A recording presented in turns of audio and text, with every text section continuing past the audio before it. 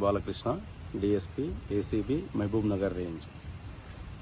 మాకు వచ్చినటువంటి ఒక ఫిర్యాదు పైన ఈరోజు కేసు నమోదు చేసుకొని తిమ్మాజిపేట ఎస్ఐ గారైనటువంటి శ్రీ హరిప్రసాద్ రెడ్డి గారిని అదుపులోకి తీసుకోవడం జరిగింది. కేసు వివరాలు అంటే మరికల్ గ్రామానికి సంబంధించినటువంటి ఒక ఫిర్యాదుదారుడు మట్టి తరలిస్తున్నాడు అక్రమంగా అని చెప్పేసి 2 ట్రాక్టర్లు, ఒక జేసీబీని సీజ్ చేయడం జరిగింది. సీజ్ చేసిన తర్వాత కేసు రిజిస్టర్ చేయడం జరిగింది.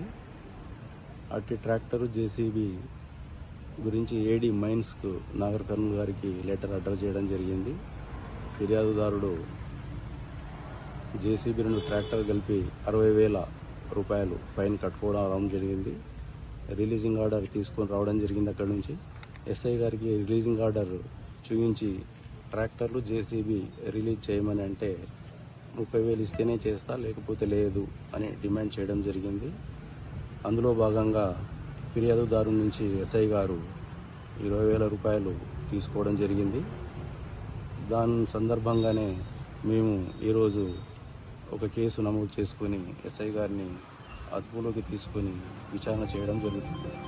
ఎవరైనా ప్రభుత్వాధికారులు ప్రజల నుంచి లంచంగా డబ్బును డిమాండ్ చేసినట్లయితే ఏసీబీ టోల్ ఫ్రీ నంబర్ 1064 కానీ, మరియు సోషల్ మీడియా ప్లాట్ఫామ్ అయినటువంటి ఫేస్బుక్, ట్విట్టరు, తర్వాత వాట్సాప్ నంబరు, రీసెంట్గా QR కోడ్కు